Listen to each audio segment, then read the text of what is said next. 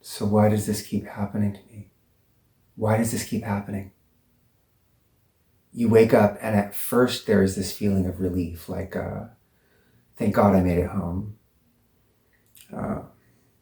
Thank God I'm in my own bed. Okay, at least I didn't crash the car.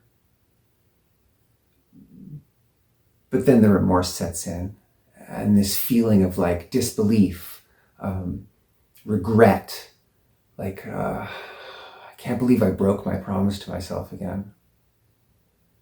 And then a little while later, it becomes self-loathing and a feeling of self-hatred. Why is this happening to me?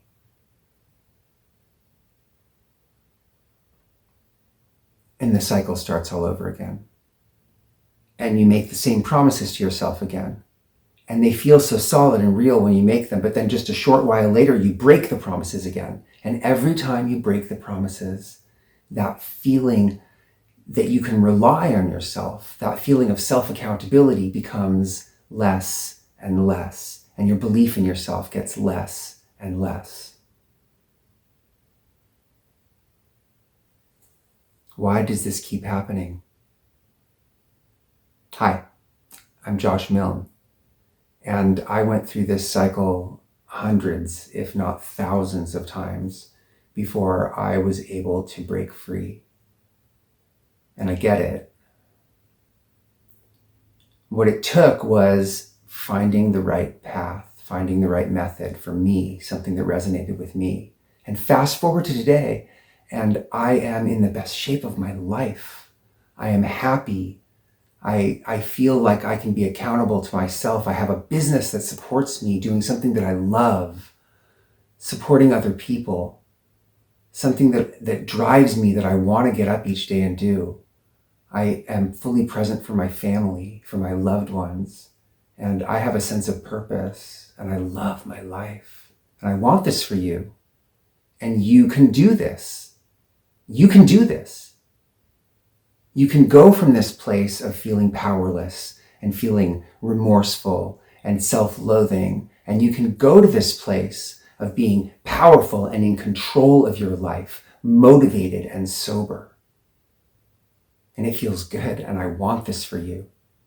All you need to do is find the right path and begin to take those first steps down that right path. Find a method that resonates with you, and you can become the hero in your own life.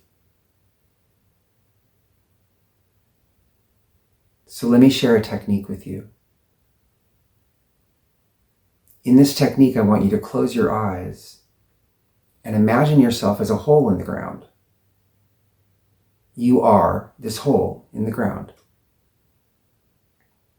And as you've gone through life, you have filled this hole up with the experiences and the desires, the relationships, the beliefs that you have gathered during your life. And you've filled this hole up. And I think that there is a confusion that happens, and we all have it, where we begin to confuse ourself with those things.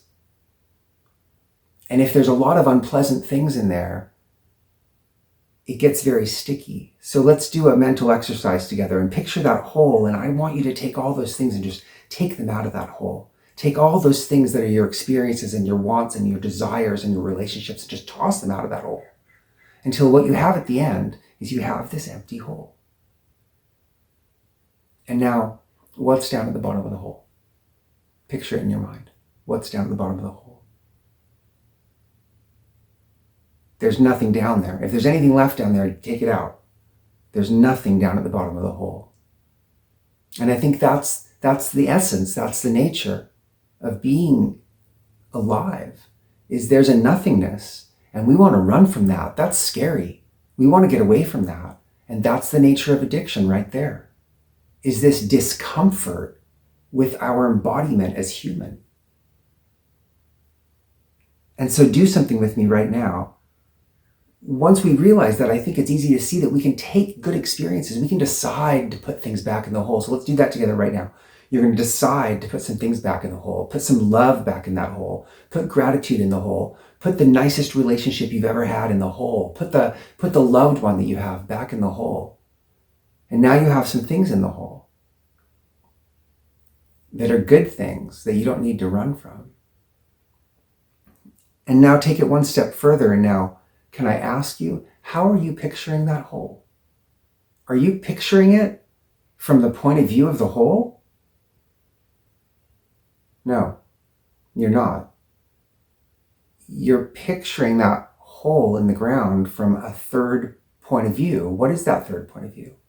Where are you picturing it from? What's your point of view?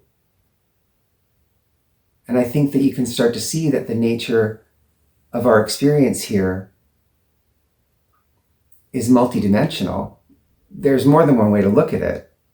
And if you're looking at it from this outside point of view and you're looking at yourself instead of being in yourself, you're looking at yourself in the hole. You can fill that hole up with things. It's in your control. That's something you have control over, and you fill that hole up with things that make it easier to stay in the present. And the easier it gets, the less likely you are to want to run from that present moment. And as you do this and practice it, slowly your addiction becomes less and less attractive, less like something you want to engage in, until eventually it feels like something you don't want to do because it's going to take you away from this beautiful present moment. And that's what I want for you.